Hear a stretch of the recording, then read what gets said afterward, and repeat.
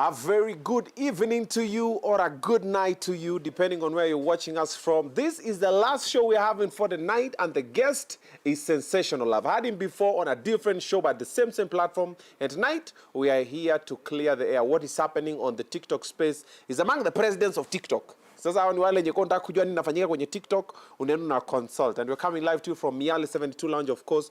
Unaona ndo amenipatia hapa. Haki shuali. Si mungeniwekea hii kwa kikombe ingine. Ona kikombe a guest surely. Hii kikombe inakani kama mimi ni they them. Ati sana nashika hivi ati. Msinifanye hivyo surely. Mtafutie kikombe kama hii a guest ni mwage kidogo. Something manly. Eriko Mondi, chukua hii kitu nini? Ufanye ona kikombe ameniwekea hapa surely. Hata kama ni kunichomea CV. Hata kama ulikuwa unataka imatch na nguo. Tuko Miale, of course. This one, I love it. This mocktail is called a sling. Senior? It's called a sling. I love it. It's beautiful. And this is the only place you can have it. Ample parking space. They have privacy. And their food is also amazing. That's why I keep coming back here. Camera iko sawa. Light iko sawa. Sound iko sawa. Internet iko sawa. Let's introduce Bossy. Ladies and gentlemen, boys and girls, the one and only Baba T. Faustine. Yes. AKA mkunywaji. Unawakunywa pale kwenye TikTok. Hey, wapi? Yeah. I've seen. Wamama wanakupigania sana pale kwenye TikTok. Hizo ni habari tu. Thank you. Unaona sasa at least ni akaa vizuri. Kwani mlikuwa na kombe kama ina mnajifanya hamuna? Naletea kitu refu hivi. Hizo ni habari tu. On the TikTok streets. Hizo ni opinions. Okay. Vile tu watu wanasema tu. But nimekuona sana. Unafanya mambo yako pale. Zingine mzuri, zingine kidogo. Niliona unavaibiwa hapo. You are a blushing master. Mpaka watu wakasema uko na kaumama fulani. Ati una blush aje hivyo. Mwanaume hafai kublush hivyo. Uliona hizo comments? You don't shy sometimes, like... Bro, me when a chick vies me, I blush. I don't know what to say. Yeah, exactly. That is now the thing. You know, men are not wired to be katiwad. So tukikatiwangwa au nashtuka because hatujui kitu ya kusema like ama kitu ya kufanya. So nabaki zile. So me normally I'm always speechless. Me was naturally kusema like it's not normal for me. Me I'm very social, but ikifikia pale kwa mapenzi ndugu yangu. Kwani umekuwa katiwa mara ngapi huko? Kwa nini unasema ati you normally me I'm very social. Tunaweza ongeleshana hadi udani na kutaka. Unaona? That is now the thing. I'm very social. So you are a flat. There's a difference of being a social and being a flat. I'm not flatty, but I'm just social. I like how I interact with people is very different. Yeah, I make them comfortable so that they don't, unajua watu wengine unaweza ongelesha wale nikao kuna madharau, maybe ni kama hutaki kuongelesha kitu kama hiyo, unaona, but I'm very social in real life when we meet with you, how I interact with you, rather than hata tulikutana last week. Is that the thing you did with Hannah Benta? Ulikuwa social naye ukameka feel very comfortable mpaka akasema wewe naye ni bwana na bibi. Mule. I saw the video. Ana Benta tulikutana naye kwa street za TikTok too. That is back then like 2 years ago, I guess. Okay. Yeah, there's a video, there's a song ilikuwa ya Nigerian singer hapo hivi. So girls used to do they used to take a picture like let's say I cannot wash or I cannot cook for this man. Then you remember? I remember the challenge. Yeah, now that challenge hapo ndio mimi nilikuja nikamjua. So the multiple girls walifanyia ni, and what I used to do nilikuwa na do it hizo video like the reaction part of it. So Hannah Benta kafanyanga 2. So from hapo amefanya hizo 2 na mimi nika it, then later tukaka like 1 or 2 weeks hivi, then akakuja because now I'm a photographer. Akakuja akasema I need a photo shoot with you, like ukuje unipige picha. So mimi hata kwanza nilifika venue mapema, unajua Hannah Benta is smooth. Akaitisha photography. Sasa hapo hivyo ndio ilikuwa. Tukaenda pale actually nilifika mapema sana. I stayed there for like 2 hours nikimgojea afike kwa location. Para najipodoa. Anakujipodolea. Sasa akakuja tukafanya shoot, alikuwa na rafiki yake. And that is how now we met for the first time. And since then we have been friends all along. Just friends. Just friends. Haujapiga? Ai wapi. Wacha bwana wewe, watu sio wajinga bwana. That is what normally watu sio wajinga. Bro. Baba T. Mimi nakwambia ukweli bro. Mimi nakwambia ukweli. I don't believe it. You can still have a female friend without I know that's possible, but this is Hannah Benta we're talking about. Yes, it is possible. With me. Maybe with you, maybe sijui. Dem kama dem wa Facebook, huyo anaweza kwa memorial for 20 years. But Hannah Benta anakuanga married. So you're trying to tell me. Yeah. Haujaangalia Hannah Benta ukaenda zile za kitu naweza sema ni she's a nice lady, right? Yeah. She's beautiful, everything, yeah? In case you're a man, maybe, yeah, she's attractive. You can also still vibe. But now, for me, it was purely friendship. Like, hivyo tu. Si kwa tumeenda ati, okay, now we can do this or that, hapana. It was purely tu ni story tu ya TikTok tu hivyo. Nothing more, nothing less. Hapo tu. Toka day one. Hannah Benta na T ni mabeshte. Wacha nikushow.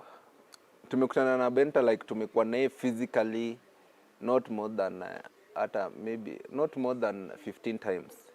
Most of the time we only meet on social media places like hivyo tu. Hivyo like mostly we are basically tunakwanga tu pale TikTok. But Hannah Benta anakujanga kwako kucheza na mtoto. Hajai kuja kwangu, hata ajui kwangu ni wapi. Anajua tu na Karwaka, but ajui penye mimi like hajai kuja kwangu. Akikuwa na mtoi bro, inakwanga tumemeet huko nje. Maybe ni Kotao, pia Kotao. That is the time, because the last time she met Talisha was like 1 year. Ilikuwa last year huko. And hiyo time nilikuwa nimetoa mtoi kwa therapy, and then we happened to commit na Tao. So that is how alibaki na mtoi. Mimi nilikuwa nimeenda kunyolewa. So akapeleka mtoi kukula. Then I guess that was the last time ever walai kutana na Talisha. Because hizi zingine wakapata ninge na So Talisha anajua Hannah Benta? Talisha, any female figure around her, always anaitanga mom. Any female figure kwa pale, sister yangu, akwe any female figure, ye ni yake inakuanga tu mom hivyo tu. But now when she's, akiona tu picha mama yake, hatamuita na jina yake, hatamuita mom. Atamuita jina yake Milka kwanza, then later atakuja kusema Milka mom, unaona. So yeye alikuwa anajua mama yake anaitwa Milka, but now ni mom. But any other female figure around here, that is now a mom to her also. Okay. So she's most of the time she normally feels so comfortable around women or female, you know. Anakuanga very comfortable. Okay, that's strange. Yeah, na she's very social pia kutoka mimi. Yeah, kuangi ati sijui ati hawezi. Yeah, mali popote yako able tu kuingia na blend into ye. Yeah, kako tu free hivyo tu kama mimi. Yeah, anaweza blend in anywhere. Hivyo tu na maisha yake inaendelea tu pole pole. So Talisha calls Hannah Benta mom. Anybody. Mweka kwa kategori moja. Afana si like yake kwa pale atamuita hivyo, mtu mwingine tena akikuja atamuita hivyo tu. Also any female figure anaita mom, na any male figure dad. Hapana, sasa anawajuanga na majina zao. Anajua tu baba ni mmoja. Anajua tu baba ni mmoja, baba hivyo tu. Ama niite Faustin hivyo. Kuna na jina yako. Okay. Yeah, ananitaka jina yangu bro. So about less than a month ago, Hannah Benta alienda online na akakuvibe akasema niaje? Changamka mazee. What do you think about that? How did you take it? Were you ready? Did you know it was going to happen? Mulikuwa live TikTok ama mulikuwa wapi? Ilikuwa live TikTok. The time I was doing my editing, because now as a photographer most of the time I normally edit at night.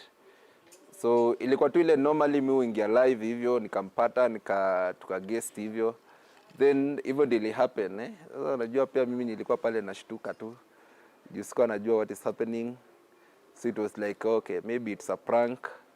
So ukapo katikati, but how she's talking it's very serious. So and then calls zilikuwa pale pia. So I'm like ukapo katikati tu. Was it a prank? Yeah, later alikuja kuniambia ilikuwa prank. Prank aje. Alisema hivi ilikuwa prank. Niko na namba ya Benta niko nayo. Acha nimpigie. Amejua uko hapa leo? Unajua uko live? Sidhani. Anaitwa Anita Benta. Chukoni na sema jina Anita. To copy this tune, dial. Okay. Chatuombe hayuko live mahali.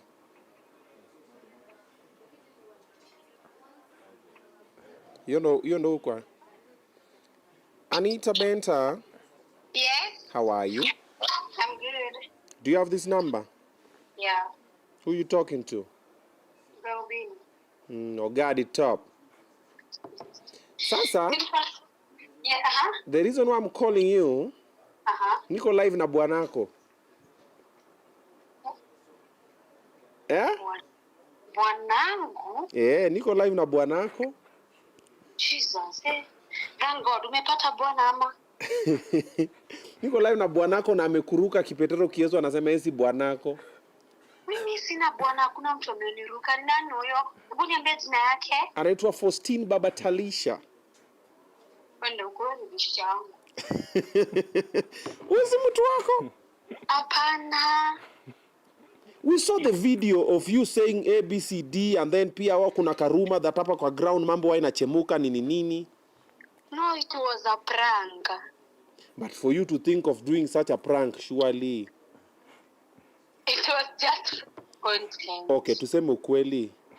Wewe kumependa huyu jamaa? As a friend. Si as a friend, wewe kwa tu umemind. Mind, sijaifika into that situation, but I take him as a friend. Ujaangalia ukaona future yenu pamoja? Sijawahi. Because Talisha tayari anakuita mom. Yeah, because she's a daughter and she does that to everyone. Anaitanga kila mtu mom, auntie. Like anaitanga kila mtu hivyo, imagine huyo mtoto. Yeah. Okay.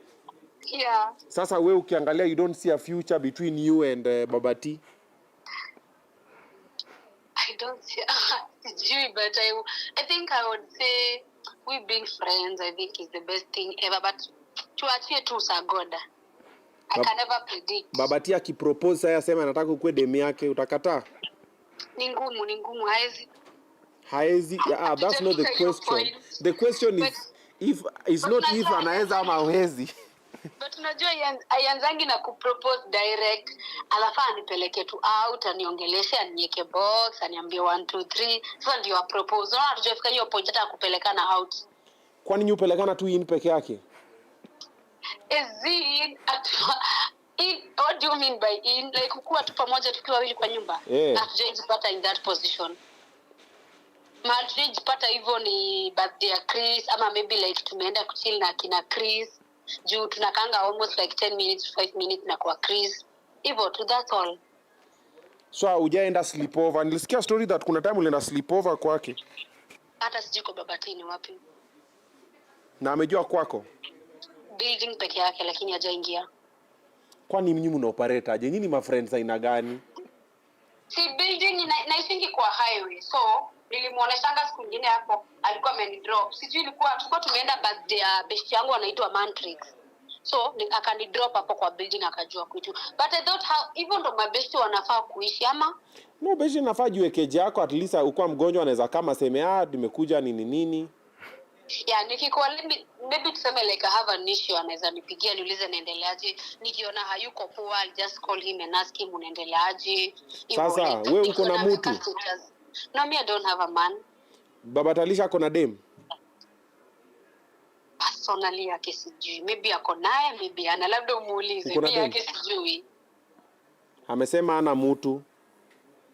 What is stopping the two of you from just making a beautiful family? Shida ni nini? Shida ni Baba T? I think mimi sijui sasa. Oh my God, sasa yonta jibu aje? Si unasema shida ni yeye kama hajai kukatia. He is the man. Mimi hajai niambia anything. But wewe unangoja akuambie. I'm not expecting anything because I might be disappointed, I might not be disappointed. I might and I might not be. But the question is, do you like him like that? Would you consider him if at all he did? Maybe because of the baby. So you are attracted to the baby? I just love her. I love kids. That's me. Napenda watu wengi. Suzae wako. Bado nikipata bwana nitazaa. Usi bwana ndio unakupea na munaringa hapa. Munaringa nini, tumejua mko pamoja. We know. But where do you guys see us as a couple? We know. TikTok pale tunajuanga tu Baba Talisha ni wa anabenta ni wa Baba Talisha. That's why ukatiwi na pia yeye katiwi. Maybe mimi nitaanza kukatiwa, but where do you guys see us as a couple? You look good together. Oh, thank you. Haya. Maybe unajua akianza yeye akipata dem atakuwa amenifungulia njia, because inakwanga hard for me to convince someone that I'm not dating him. Si unasikia? Very hard for me to Umefungia convince msichana someone. wenyewe kwa sababu umkati na pia umwachi aende. Hebu mwambie atafute mtu asiniweke by the way, time inasonga. Tafuta mtu unamweka. Amekusikia. Yeah. Let me handle this for you. I got you. Okay, sure. Tune in YouTube watch na Mokota sai live. YouTube Oga Obinna. Obinna TV tuko live saizi. Okay, sawa. Haya. Mbona una waste time ya udem? Wacha tuongee tu kama Mamorio. Hata nyinyi si mmesikia? Ama mimi nimesikia vitu zangu. You know, now what happens with men is this. When men are an external party, they see a lot. But wakikuwa ndani hawaonangi. Like mimi, nikiwa kwa shida ya my relationship, huwa sioni. But naona shida za watu. Nakanga chini naambia msee, we, udema nakutaka, udema yukulike. But mi dema kinilike anitaka huwa sioni. Mimi sana nasema really? Mimi sikujua. The same thing you're doing. But mimi naweza ona. Udema hajai date mtu because ana hope utamvibe. Na wewe, shida yako ni nini? Hawezi nini? Perform? Kuperform Mluya. No, shit happens. Kuperform? Yeah. Mluya hiyo haikuagi kwa vocabulary yetu bro. No, shit happens. Sasa unataka kusema toka Mama T umekuwa tu kinyonga. Tuambie tu kweli, because apparently Faustine is not dating nobody.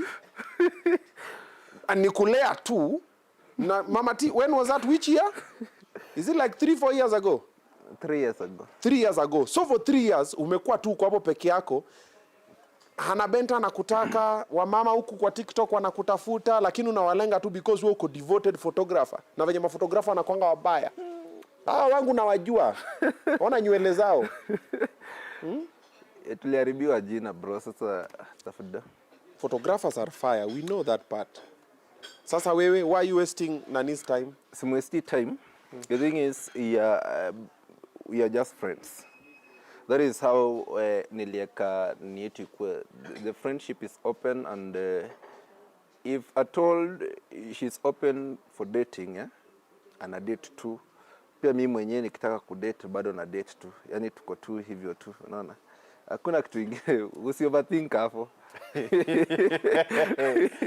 Baba Talisha, oh. Unasema you guys are in an open relationship. The friendship is just aina ati boundaries. So there's no single day umeweka chini ukaangalia na Benta ukasema aka kademu kwa kameweza. There's no single day umefikiria hivyo. Sijaifikia huko. Ana watch saizi. Sijaifikia huko because purely inakuwa tu friendship. You know, mapenzi kiingilia either kuna unacheki vile amesema anaweza kuwa disappointed ama mimi ni kuwa disappointed. Now that is now the case.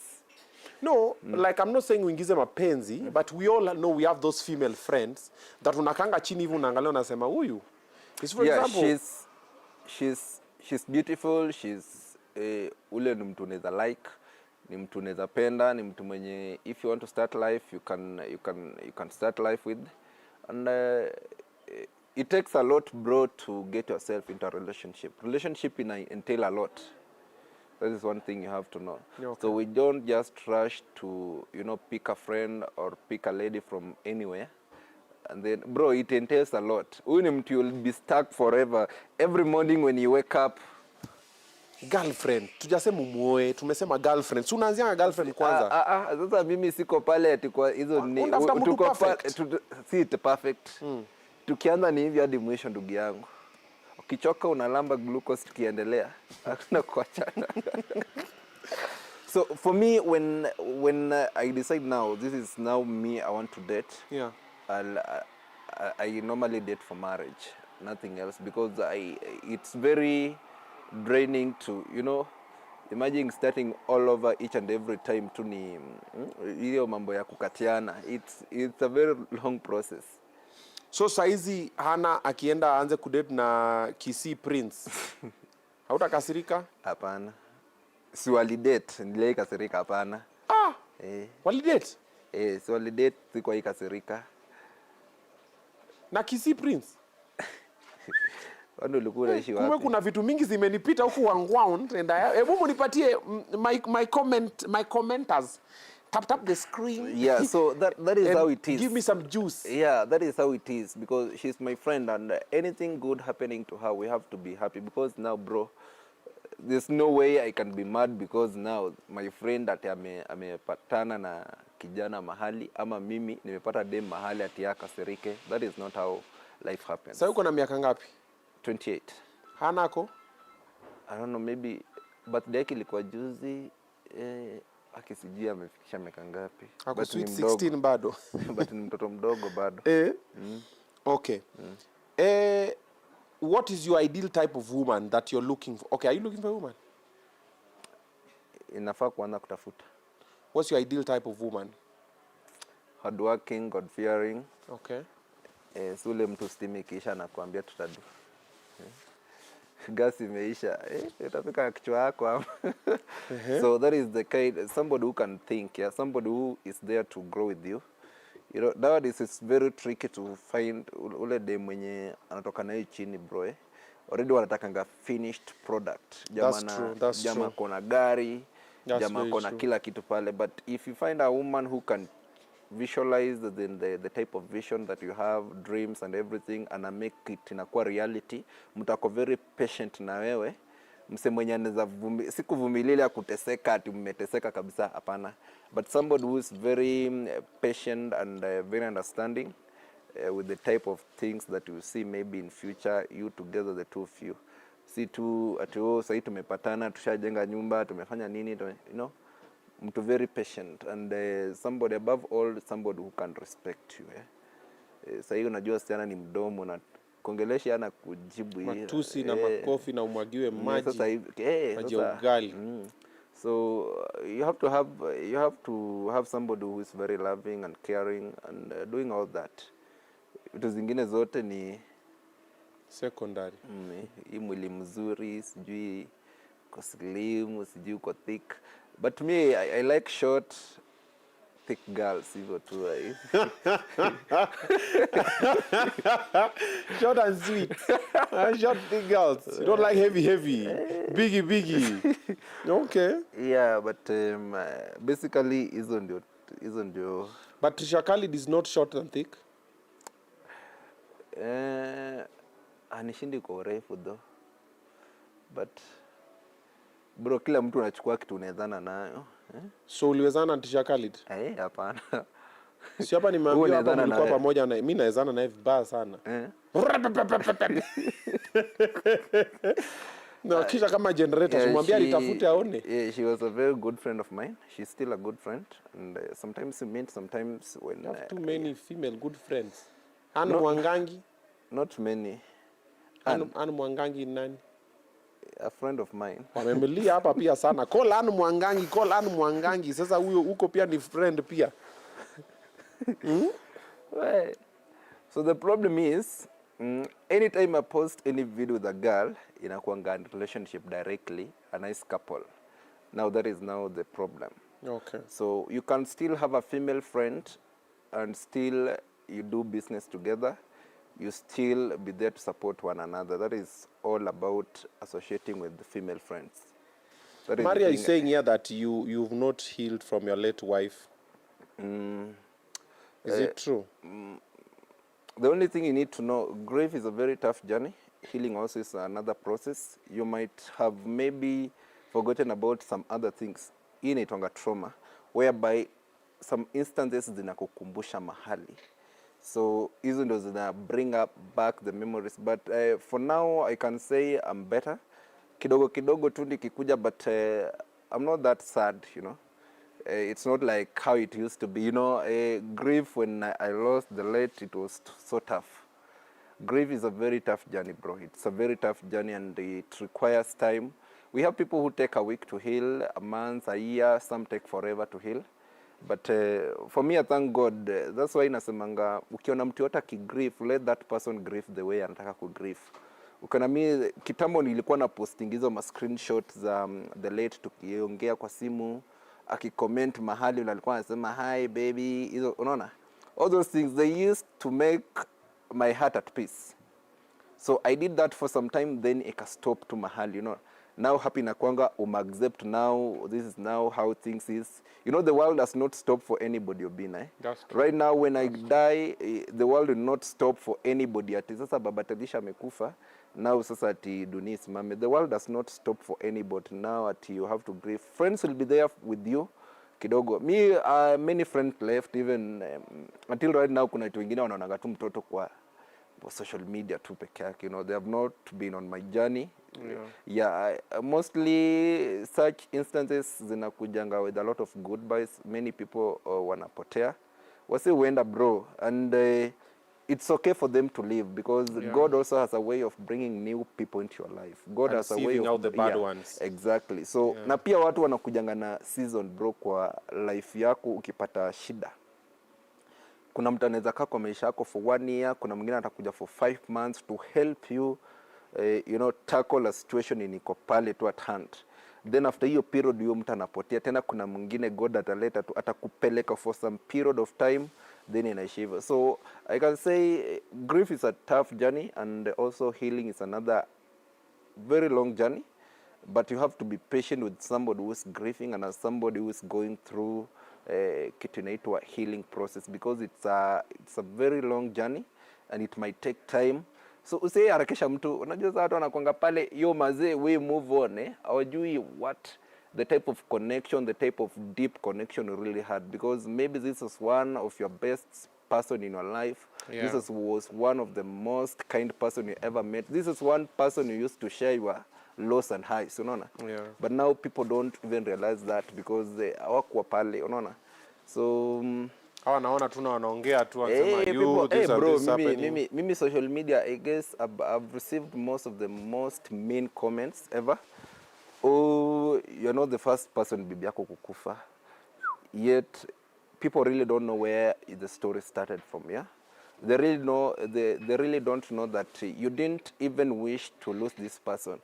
In case kuna time fulani hapo nyuma, I really wished hata mimi mwenyewe ndo nikakuwa nimeenda, because kulikuwa na a lot of things being said, you know. So ilifikia place hadi unatamani, I wish I was the one, you know, I wish I was the one mwenye ningekuwa nimeenda, huyu mwingine abaki. You know, because now people are talking, bro, people talk, and until now it's now their time. Now hiyo advice anakupatia haifanyiki kwao. Unaona? Like me nikuje ni kwa advice ndaki Obinna do this to your kids. This is how you should handle your kids, you know? You have met those comments, right? Yeah, Obinna this is mtoto. Yeah. So hiyo mtu ana mtoto. Like in the moment hiyo advice alikuwa anakupatia inafaa ifikie time yako, bro. They don't do that. And that's why on TikTok actually right now there's this guy a low musician, right? Aungo Woda Wendo. Yeah. He lost the wife juzi. Yeah. And me, I've been the same week I've been having a very tough time, because now my kid has been sick. Yeah. My kid has not been well. I've been up and down looking for money, going for jobs. Ndo nimerudi Nairobi like 1 day ago. So now I've been being tagged kwa hizo nizake hapo, and I'm like, guys, you need to give me my humble time, because I'm going through problems that nobody else anajua sahi. Saibi mwenye napitia changamoto fulani, nobody's there even asking me, how are you doing, Baba Talisha? But they expect me to be there.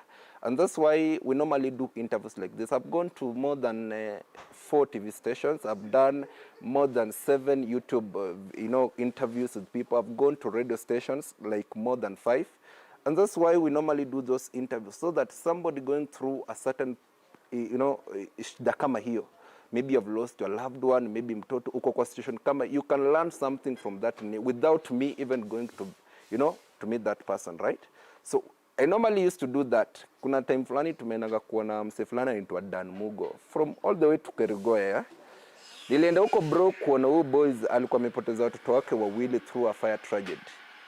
After coming back, after posting the video, helping the guy to kafanya fundraising, people said I went there for content to get views. Yeah, walisema hivyo. Now imagine now me going to see this guy again. Mi sijai mjua personally, hatujai meet at any personal level. Now also amekuwa kinitusi all over because now he said, guys, you need to leave me alone. I'm going through a certain situation that nobody else. Bro, right now I'm looking for money. Yani mtoto aenda atengenezwe macho, unaona? But nobody is there to understand that. The only thing they care of, Baba Talisha amekataa kwenda kuona umse. Yet this guy has also friends. That is what friends are made for, okay? You have to be there for your brother. You have to be there. If for me, I'm not able to go there, because you cannot be there for everybody, Obinna. Hawezi saidia kila mse. At the same time, ukisaidia wase bado, tukifanya fundraisers pale, tukifanya nini, bado wase, watu wako tu pale na negativity. Yani it's too toxic. On TikTok right now, it's very toxic. Like you can't do anything good, na bado watu waone ni kitu mzuri. Hawezi sema kitu yote, then inakuwa, this guy is too rude, because now you tell them the truth. Guys, kindly leave me alone. Please, please, please leave me alone. I'm having a lot at the moment. Siwezi acha shida zangu nianze kusolve shida za mtu mwingine. You have to put yourself first. My mental health right now is not that good, because anytime I see my kid, wafikiria tu mtoto nilikuwa naona ananionanga na macho yote. Sasa hivi naambiwa ati macho yake moja bila akili ligongwa, macho yake moja kumbe ilienda kitambo. All along umekuwa ukienda hospitali, ukienda clinic za macho, naambiwa macho mtoi iko poa, zitarudi tu position iko vizuri. Now you see, so kitu inakushtua hadi wewe mwenyewe, so you cannot even concentrate on doing anything. Me, I normally sleep for like 2 hours, 3 hours. So it's a lot happening, and I cannot be everywhere. That's why I normally do all those videos, the YouTube, TikTok, nini, so that anybody going through a certain a certain situation like mine, you can learn 1 or 2, 3 things from that story, and then you get inspired. I've met parents wenye wamenemo watoto wao Talisha, like 5 of them. You see, that is a story that has inspired somebody. Kuna mtu alikuwa ameweka mtoto wake mahali, because now Talisha could not walk, could not sit, could not do anything. But right now she's able to do all those things. So somebody somewhere mwenye mtoto wake kwa situation kama hiyo, she can learn something from that. You can still do something, yeah? So, bro, yani comments zingine ziko heartbreaking, but I really thank God. Nowadays I don't really, kitambo ulikuwa unaambiwa hivi, unakaa hata unafunga social media yako kwanza unaenda upumzike, but nowadays I normally understand watu wengine wako na shida mingi, and normally they project the insecurities on you when they see something is flourishing. Wakiona kitu mzuri mahali, bro, some of them hata wanashanganga I can still manage to stay with my daughter all through hizo vitu zote until penye yako sahi hadi wao waamini. So pia hiyo kitu inawakera, like how, and yet kuna mtu kama mimi hapa siwezi fanya kitu kama hiyo. So now that is how life is, but you have to keep up with it. We have different people on social media. We have fans who are normally not very loud. Then you have a few haters who are very loud. Exactly. Yeah. And haters, a fan will come and do one positive comment. Exactly. A hater will go and create 5 pseudos. Exactly. Na zote anakuja kukutukana nazo just to prove a point. Exactly. And most haters don't like to see progress and happiness. For example, you said Aungo has gotten a misfortune. Yeah. But you're being dragged into a business that has nothing to do with you. Exactly. You're getting stray bullets. It's happening. Yeah. And everybody's moving. Same way when Mama Talisha passed. Yeah. You still got stray bullets of what you didn't even have anything to do with. Exactly. Do you think there's a solution for these people on social media? Because what I know about TikTok, bro, TikTok is toxic. Like, bro, do you know? My first account was shut down. Yeah. Because I posted videos with my kids. The second one that I've opened as a backup is about to be shut down. They've already given me warning. Backup with you and account warning. So anytime now it can go because I post videos with my kids. My kids' TikTok account was shut down. The same to Talisha, it was shut down, so mimi nikaachana nayo. My first account ilikuwa reported, ikakuwa banned, but I appealed ikarudishwa. Yeah. Until right now ijaifungwa. Then ingine wana reporting na appeal zinarudishwa. Hakuna, mimi zote zinakuanga green. So I normally, mimi wana report, mimi na appeal zinarudisha zote ziko tu green. So hata live yangu mimi kifungu inarudinga after like 10 minutes. Oh. Yeah.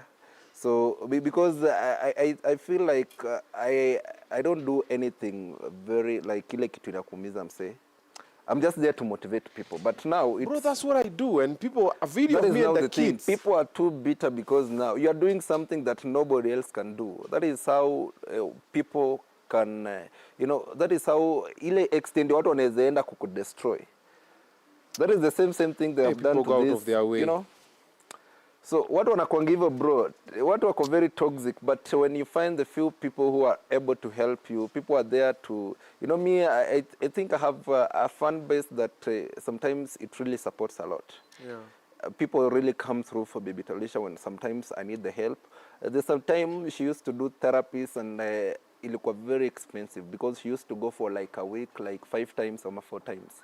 So ilikuanga like 3,000 bob, zingine wapata 2,500 and still you have to have transport and everything. Sometimes you have to buy hizo vitu zote za kufanywa therapy. Yeah. So it used to be very expensive and kuna watu walikuwa anakuja kusaidia. Na ule mtaja saidia ana create hizo soda accounts, anakuja kwanza kutusi, wewe umekuja kuomba, wewe umekuja sijui nini. So wase wanaanza kutusi. So I stopped doing that. Again they got irritated with that again. Like tena mbona akuje tena, unaona.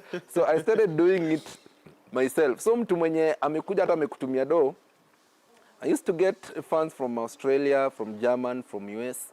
Mtu anakutumia 10k bro, go and pay this. Mwingine akutumia 15k, mwingine 20k. Go and sort hizo shida za nini. Now tena watu wengine wanakuwa irritated whereby, yo, why is this person helping mtoto?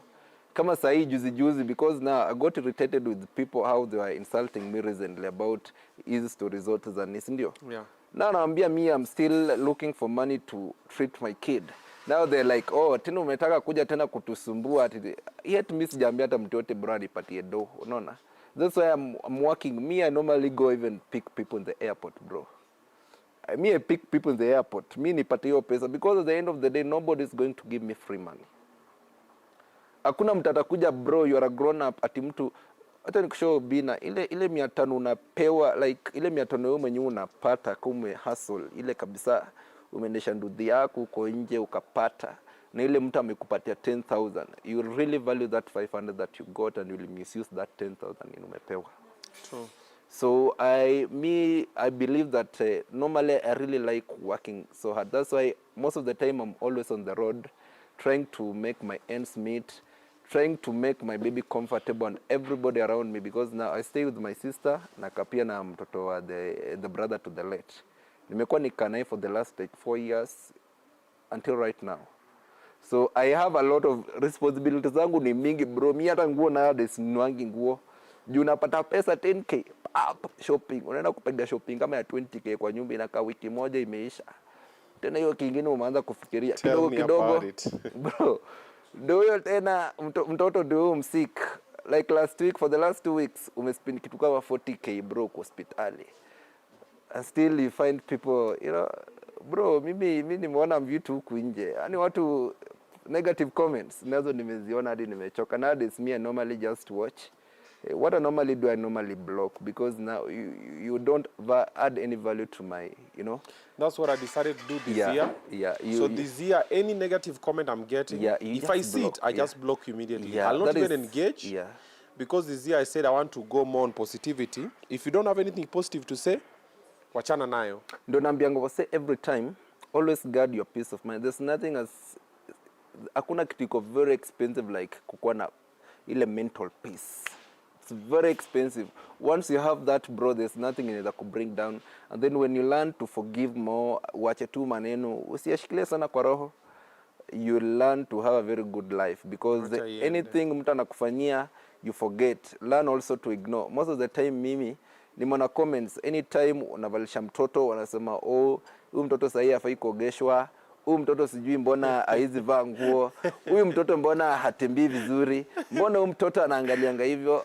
Juzi mtoto wangu ndo nigundue macho yake ni mbaya, bado hadi wakakuja kusema tulikuwa tunakuambia ni una assume, tulikuwa tunakuambia macho mtoto wako ata iko poa, una assume. How could I know that bro? And I used to take the kid to the clinics every time. Hapa KNH tumeenda clinics kama 7, tukaenda RFH, tumeenda sijui wapi, all those hospital, hadi tumeenda huko ingine kwa msitu huko Limuru huko ndani huko. Every time to number 2 because the brain is now healing, because now she got a serious head injury, right? So the part of the brain that controls how you talk, how you walk or how you do your things ndilikuwa muchly affected, because Talisha now could not even talk, she could not even walk or support herself or do anything, right? So she had to like acquire trained again. Kuna kitu inaitwa neuro rehabilitation, so kitu ndo alianza kufanywa na therapist hivyo polepole, ndi akaanza kugain the track polepole. Now broke umambiwa na daktari, because now kitu inafanya mtoto wako macho zake ziko outer ni venye brain ilikuwa injured, so polepole macho zake zitaanza kurudi polepole. So si saa hiyo tunajua nini macho ya mtoto zote zinaona, but ni venye tu shida ni venye anaangalia, like anaweza kuwa nikana kuangalia but like anaweza kuwa na kuangalia but unaonekana yeah, kitu kama hiyo unaona. Okay. So that is what we knew all along. Anytime we went to the clinic namwambia na mbona macho moja imerudi na nyingine jarudi, wanasema tu oh you give it time it will just heal. Now that is the thing that ilikuwa kwa brain yangu, okay?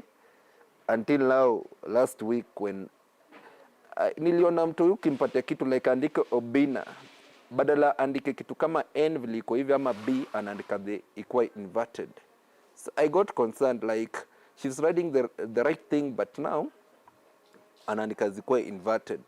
And then also she could now lean, mostly unapata amelean sana side ingine, like unapata amepeleka kitabu side ingine, ama kama umempatia simu anaileta karibu kabisa side moja hivi. So I got so concerned, and that is how alikuwa msick. After amekuwa msick amekuwa home na ikagundia tena hiyo nimekuwa observe. So I decided nikaenda kuuliza wase which is the best place I can take my kid, maybe angaliwe macho unaona. So that is how mtu akapropose the hospital, nilimpeleka huko. So kumpeleka kafanywa hizo intensive hizo procedures hizo kwa examine nini. Tukapata shida ni iko ni completely macho moja alikuwa afungwa hivi, ingine aoni kitu yote. So I was like, yo, what are you trying to tell me at the moment? So kitu mimi nilifanya mimi hata ni mimi mtoto alikuwa ananiangalia hivi anaona tu machozi yangu yanatoka, like I'm like yo, unajua pia mtoto hizi jua aoni na macho zote, because now when she got out of the coma macho moja ndio ilikuwa inaona, so yeye kwake ilikuwa normal bro, it was and normal. Then it's a baby. He's a baby, she doesn't know anything, like now milestones zake zilipotea after the accident. So now mimi najua tu mtoto yeye anajua tu vitu ni normal yake, so long as amenoa macho moja siko sawa. So that is how it happened, and ameko kwa inaitwa management program. So now we are using patches and kuna lens zingine nilibuy ya macho moja. But now I have to go back there on I guess next month. Next month karibu inafika date 3. Nafaa kurudi huko. But now also have to go for a second opinion. That's why they have only 2 options. So wamesema options ni 2 tu.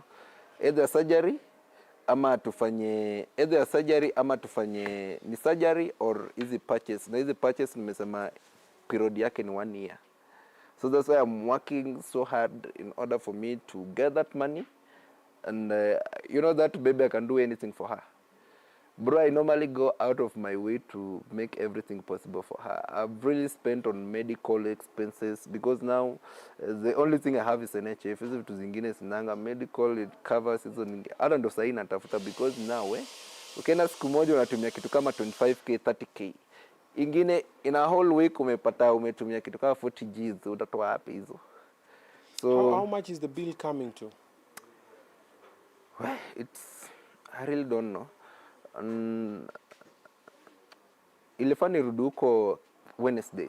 Ilifaa niende Wednesday, kuna daktari nafaa kwenda kuona inaitwa Kikuyu Hospital. That is where they told me to go. So yeah, Kikuyu Hospital. I went there. I took my daughter there. Yeah, Lola, that is where Lola, that's it's where a good hospital. Yeah, that's where I'm supposed to go now. so that we can see the option number 2 now, because that is where option number 2 can only be done.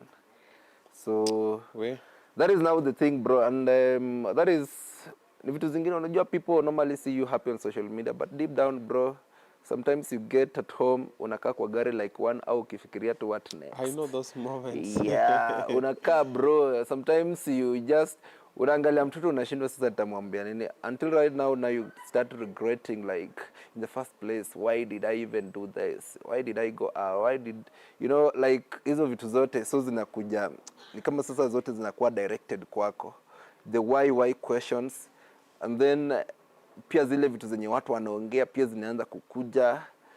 So unakuja a stream of vitu zimekuja pale, bro, unabidi unajichukia sometimes, but you have to pull yourself out of it, and you have to focus on the kid. I've seen that part where you've said when you go to the hospital sometimes you spend a lot of money. I have 4 kids. Na watu wanagonjekanga pamoja, one after the other. So me, it happens to be that when I don't have money, ndio watoto wanagonjeka. Time niko na do, bro, watu wagonjeke. Maana naangalia niko zile, simu gonjeke sasa muone ni wapeleke Aga Khan saa hizi. Bro, ile time nimesota nga. Huyu anaanza kukohoa. Huyu sijui ako na sore throat. Huyu ni fever. Huyu ni uko tu zile za.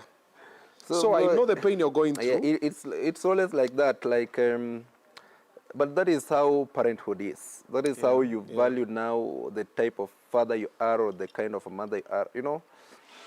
I really respect all the single mothers and single dads out here. People go through a lot, and it's only that person mwenye anajua. No matter how the type of bashment iko huko nje, people troll you, people talk many bad things about you, but you keep on going, right? Because of that kid you have, and mostly bro, watu wanaweza sema umaachilia watoto wako unamharibu, but it's only you who, wewe ndio unajua tu history yako, hakuna mtu mwingine anajua. Watu watakuja kusema Obinna nini Fosti nini, wakuja kutusi vile wanataka, by the end of the day it's only you, wewe ndio unajua tu vile story yako iko. I've seen guys here supporting you on YouTube, J Media Network TV, may God see you through. Masi Wakahiga, all shall be well, Baba Talisha. We have God is in control, Dorsila Owila, Juliet Akinyi TV, God will help. Dorsila? Yeah. She has been with me since everything happened. Talisha kwa ICU. She left home, bro, aliacha mtoto wake kwa mdogo, akakuja akakaa na mtoto wangu Kenneth.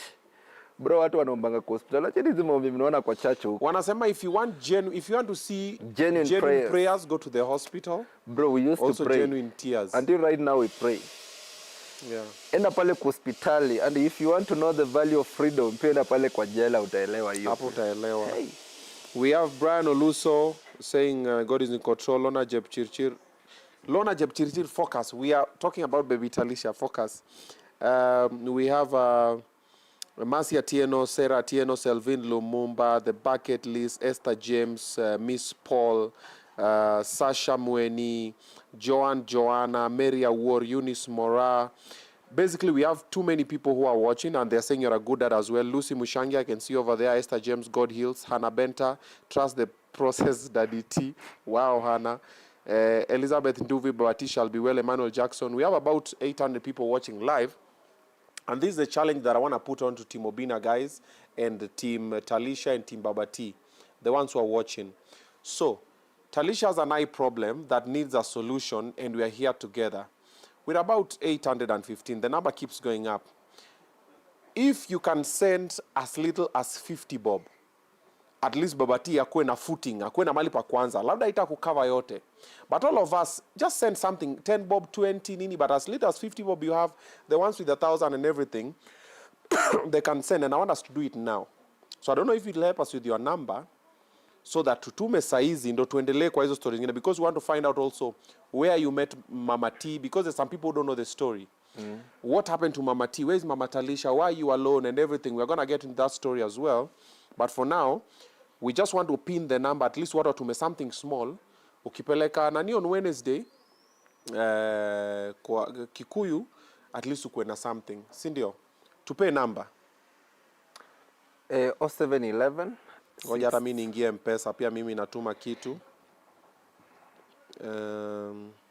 Acha kwanza iload. Aya 0711 69 0711 69 19 19 53 53. Si imeisha? imeisha. 0711 69 1953. Yeah, Faustin Lipuku Lukale, that is the name. Unaitwa Lipuku. Hallelujah.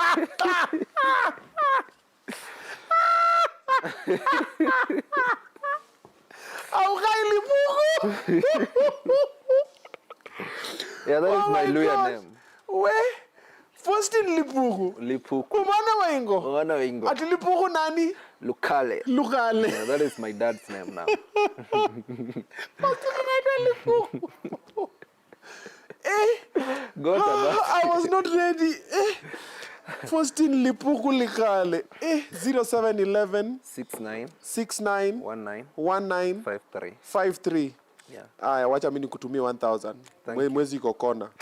Sina school fees ya watoto. Faustin Lipuku Likale. Aya. Toa simu tuangalie ikiingia. Wale inaingia tuna big up tu hapa kwa show live. Hata mimi unisaidie nayo simu nisome hizo nini zao. Nisome tuone whatever anybody can send for Baby T, at least aenda fanyiwe eye operation. She's been through so much. You can pin that number there. Pin that number up there. Yeah, kuna watu wanatuma.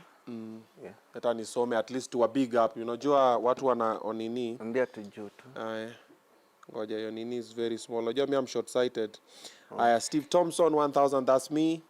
100 from Irene. Inasonga naona tuma mbio mbio. Wololololol. Stephanie Mutiso 100, thank you. Irene Mutuku 100, thank you. Rita Omolo 100, thank you. Ian Mumo 100, thank you. Karen Omolo, thank you so much. Rita Aliela, thank you so much. 200 from Ongeri Nyanchama, thank you so much. Naomi Masharia, thank you so much. Owen Mwendwa, thank you so much. Houston Katurima, thank you so much. Florence amejikakamua Vinya na 50 yake hapo, asante sana Florence, we appreciate it. George Kimatu na 50, asante sana. Elizabeth Nduvi 100, asante sana. James Mwende, asante sana, we also appreciate that one. Nimeingia hapo nimeiona. Did I say Catherine, Ian Mumo, Karen Omolo, Rita Aliela, asanteni sana. We have Lucia Wambua, asante sana. Leis Rusmat, Helen, asante sana.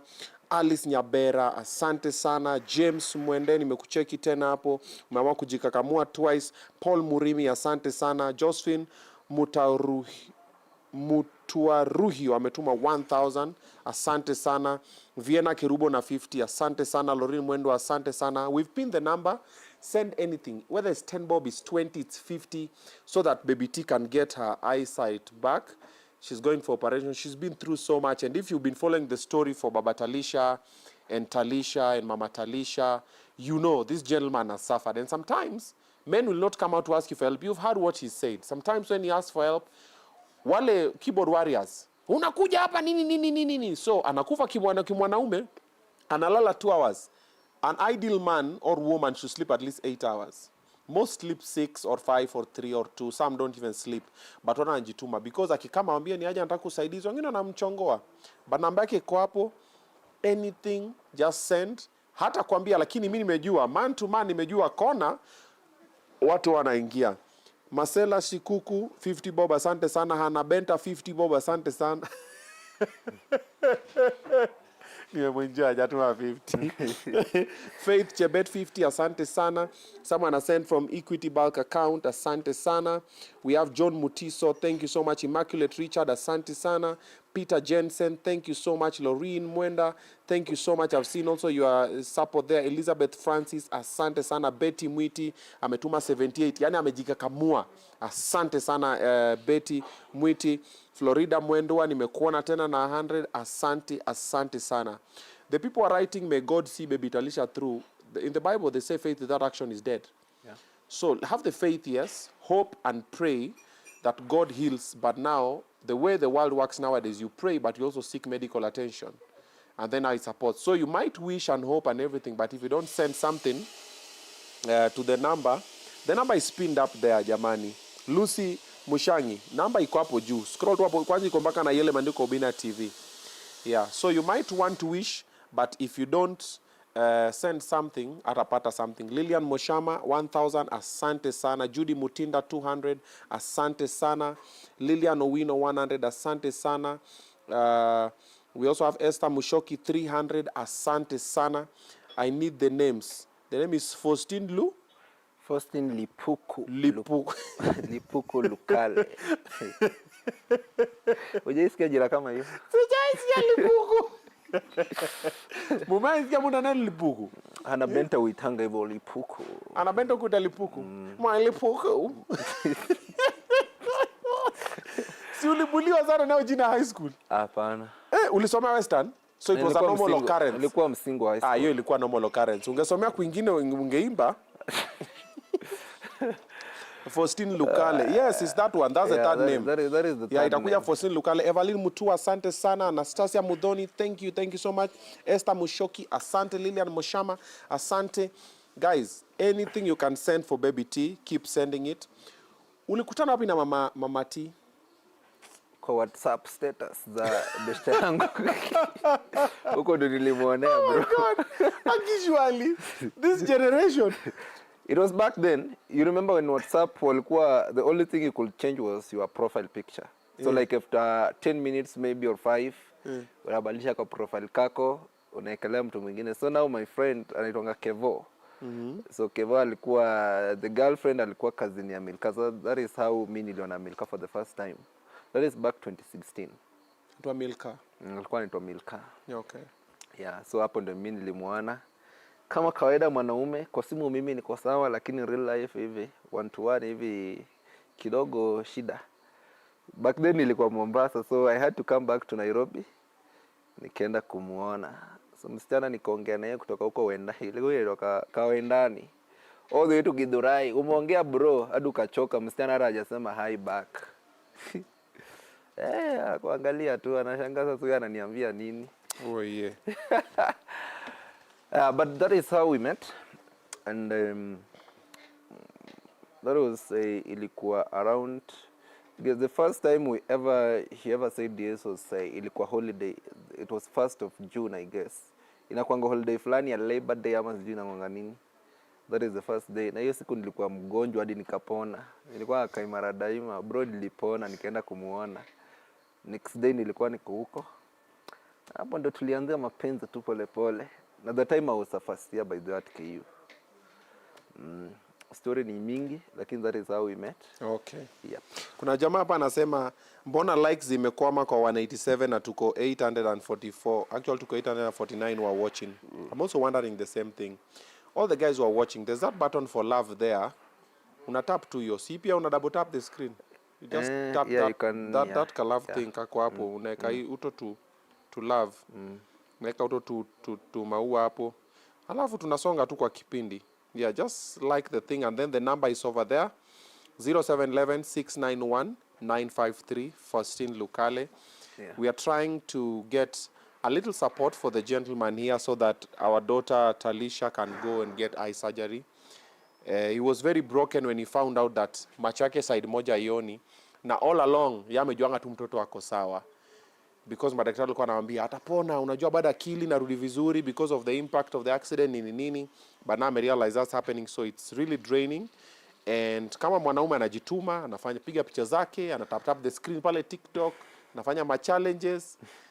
But wamama wa US, hujapata wamama wa US wewe? Nimesikia umejaa sana TikTok. Kila mtu na nyota yake ndugu yangu. Mimi ni mwatafuta bro, si wapati. Wako tu. Mama tu wako US na kuna pesa zake. If you don't have your boundaries, then you'll get them. If you have your boundaries, then it What do you mean boundaries? Which boundaries? Boundaries means that boundaries ni ile kuna vitu zingine huwezi fanya. Kuna vitu zingine you can't allow yourself to get into, Like what? Like for example, kupenda kila mtu. Okay. Yeah, now of course hawezi penda kila mtu, as a lakini man, when you are 10. Yeah, as a man, if you are too desperate to get money, you'll do anything to get that money. That's true. Yeah, that is the same thing. If I really wanted to kula pesa wasichana, Sasa mimi ni hata singekuwa hapa. Ningekuwa nafanya nini hapa kwa Obinna Show? Tungekuwa tuna Wewe spend. ungekuwa nitafuta.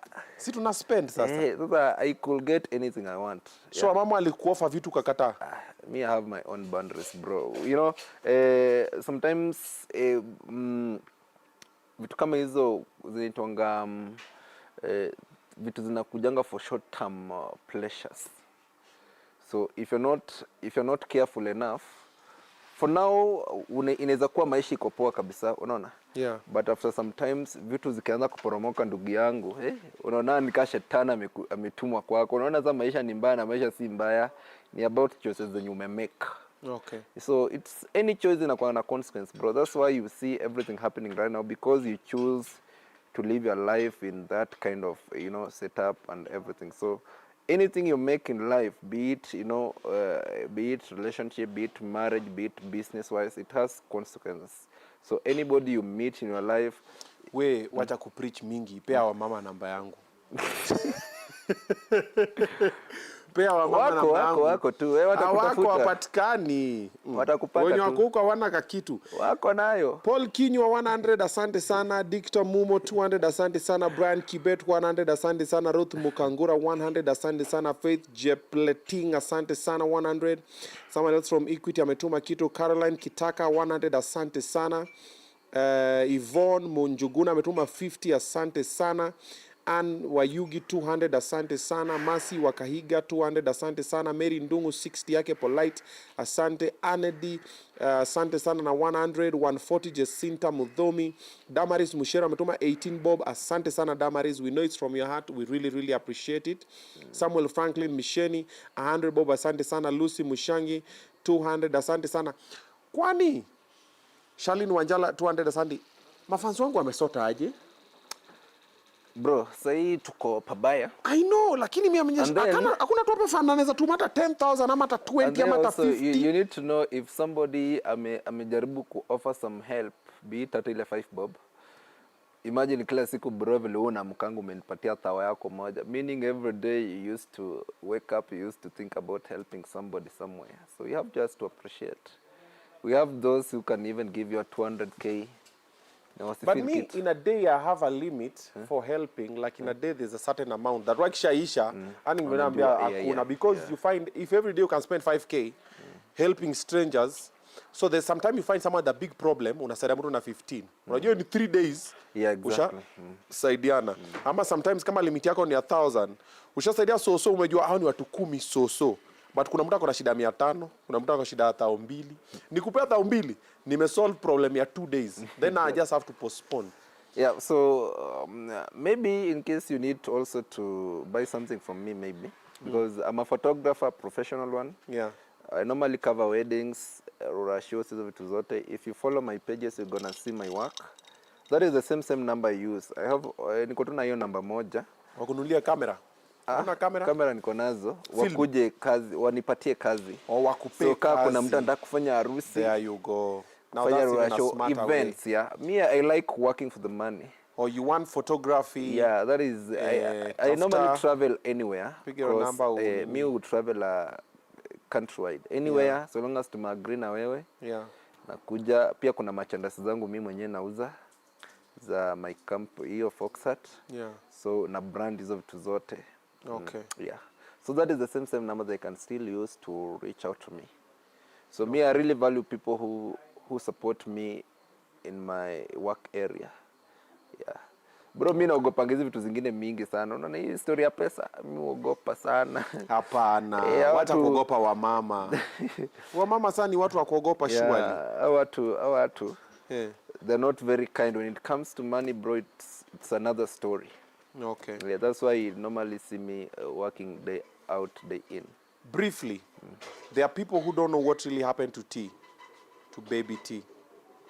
Can you just take us through it real quick? Because kuna mtu ametune in sana anasema, but Talisha, what's happening? Oh, I won't talk much about it. Yeah, but, just an briefly, overview. We got into a road accident back then. That was on 15th of August 2020, like 3 years ago now. Talisha lost the mom through the road accident, and Talisha was left in the ICU. She was taken to Kenyatta National Hospital. the ICU. She was there for like almost a month. Then yeah, kwenda huko, she had a very serious head injury, right? Alikuwa na serious head injury. She had deep cuts kwa kichwa yake. Back then kama mngemuona, I wish I had the pictures, I could show it to you. But she had bandages all through. Huku ingine, she didn't have any bones kuvunjika ama nini, but kichwa yake ndio ilikuwa, the skull ilikuwa na nini, so damu ilikuwa imebleed kwa brain kidogo. So God chose to keep her for a reason. And ulimi yake ilikuwa imekatika kidogo pale, ilikuwa imeshikiliwa, akapoteza memory. He could not, he was in coma for like 10 days until vile nilirudi ndo mtoto akafungua macho. So every time she was being sedated, inatonga ile kudungwa dawa kulala, because the pain was too much. So she was just in bandages. She could not, ule ungekuwa unamdungilia na kitu yote angekuwa na feel. We used kudungilia. Sasa tunasema maombi inafanya kazi. So every time I used to get out of that hospital, yes, I was so broken, but anytime I went home, we used to pray a lot. I had my sister back at home, Anita Maureen, and our spiritual mom mwingine ako hapo. We used to pray a lot for the kid, and every time we used to pray, nikikuja next day kuna response ilikuwa. So prayers do work. So it is just only God. Talisha could stay in the hospital for a very long time, but because God aliplan ikuwe hivyo bro, Talisha alitoka pale after hizo 23 days. Ulimi yake ndio ilikuwa imekatika, alikuwa anakula through hizo pipes nini, speech ilipotea, macho hata kufungua ilikuwa shida, movement ya body kukaa ilikuwa shida. Then akapelekwa the general ward. Now through the general ward, huko ndo tulikaa kidogo for like a month ndio atoke, because sasa huko ilikuanga hey bro, hospitali naye ni stress. Ilikuanga kama sasa tuko huko na baridi inatoka kwa window ingine imepasuka. So kuko na wamama peke yako. You know, most mothers do anything for their kids. So I was like the only male na nikijana baada kuko na mtoi, na my sister akakuja, Odorosila akakuja. I had some strangers pia madem walikuwa wanaona hiyo story mostly tuko pale kwa Facebook ni nini. So kuna dem fulani pia ka volunteer anaweza kuja kana mtoi. Kuna beshte yangu anaitwa Magi pia akakuja, like 3 of them. People came through for BBT. I'm not lying. Bro, how God really works. Hata ndo Talisha tutoa ile bill hospitali, it was just in a mysterious way, like God anafanya tu vitu zake. Because na vile tulienda kwa hiyo general ward, mtoto alikuwa amelala karibu na Talisha. Ile tu the mom being kind also really pays. So the mom aliniambia nipigie mtoto wake. Hiyo ward ilikuwa wale watoto wa kufanywa operation ya kichwa nini ameenda kukatwa vitu, unaona. Mostly ilikuwa ni ya neuro, watoto wametoka kwa ward ya surgery za neuro mostly. So Talisha pia alikuwa amekuwa huko juu, alikuwa na nervous system yake ndio ilikuwa affected nini hizo. So kuna mtoto mwenye alikuwa amekaa hapo karibu, you know Ndungunyoro, right? So Ndungunyoro used to do hizo ni za fundraisers za watu nini. So huyu mtoto yake akanipatianga, mama ya huyu mtoto akanipatia namba nimpigie picha mtoto wake nitumie kwa namba fulani. So me sending the pictures, mi nikajua maybe ni uncle ya huyu mtoto ama ni baba yake, because now the lady didn't have a smartphone. So that is what I did. And later vile nilifika home, because I had a very long day, I used to go to town, I used to take care of Talisha by myself, like doing everything. No family was there, only my sister came from home. No person, no cousin. Out mnaita cousin huku Nairobi. Bro, hakuna hadi saa hiyo wengine wanamuona tu kwa mtandao anashanganga kumbe kaliweza kakakuwa kakubwa. So that is how I used to be, like up and down, up down hivyo tu kushughulikia stories za Talisha. So nilitumanisha hizo picha, and through that now Ndungunyoro called me on a Monday. And we had a talk for like 1 hour. Like mi sikuwa najua ni nani, and immediately after mimi aliuliza tu me, I want to know the story about Talisha. Leave alone the kid ulinitumia hiyo namba yake. Me, I want to know your story ya Talisha. Who is Talisha and how did you find yourself kwa hiyo hospitali? So mimi nikanarrate hiyo story yake, and vile tunaongea hivyo alikuwa na type hivyo akapost kwa Facebook, and from there that is how God came through the funds za within 24 hours tulikuwa tumepata hospital bill yote ya Talisha ya kulipa. It was around 1.5 million huko. Within less than 24 hours tulipata hiyo yote, and then kuna extra money ilikoja pale hivi. So therapy Talisha up to right now it may cost more than 2 million huko hivi, because every time we used to go for hizo therapies unapata ni moja 2500, and the guy wa therapy was kind enough, sometimes he used to come at home, zingine alikuwa ananifanyia tu bure because now the situation was too bad. Yeah. Talisha alikuwa amekuja kona your time, you know, Talisha was born like another normal baby, and you know that's how things happen, and every bad cause ya kila kitu kufanyika kwa maisha ikujangi bro. Sometimes God hawezi kupatia ile mtihani yenye ni ngumu sana kwako, iko pale kwa sababu ni venye tu hawezi jua. So God had a reason as why he spared me and maybe Talisha, and God also has a way of making things happen its own rightful time. So that is how Talisha got herself in the hospital, and from there after amekuwa discharged nini I've been taking care of her. As a father, I've been there supporting her all through. And yeah, that's why most of the time when I go home, she first went at home, unajua sasa hakuwa anajua hata mama yake nini will happen. Even right now tukienda kwa kaburi yake hajuangi nini na happen. So most of the time I do things the way they just should be. I don't really care about, you know, how people talk, because most of the time people are not positive about things until things happen to them, ndo wajue we maisha kumbe ni ngumu bro. Yeah. Vitu zinakuanga rahisi sana kwa mtu mwingine, but kwako zikifika inakuwa mtihani, inakuwa mgumu sana. Until right now, sometimes that's what I'm being say, never mock a pain you have not gone through or a situation that ijai kupata. Just let that person do that. That person is not that foolish to let things afanye hizo vitu zote. So I have to let my kid, like, you know, see where her mom was. And every time I go home, she normally goes there. Anajua milka hivyo, she gets happy hivyo. Like recently nilimwacha, tulienda huko, tulikuwa home juzi Christmas, and it was all joyful. We came back, nothing. Bro, msisi maombi watu naomba ndugu yangu. Hata shetani afanye nini hizi fanya kitu yote. Unaona? A lot of things happen venye tu ujuange Obinna. Huko nje vitu ni mbaya. Vitu hizi jua. So the company you keep around, the people around you, not everybody wishes you well, bro. I know. Yeah, some of them unakuanga nao bro. Yeah. Bro, mimi nakwambia matanga milika, it was all dramas huko home. Unajua ilikuwa hiyo time ya curfew nini.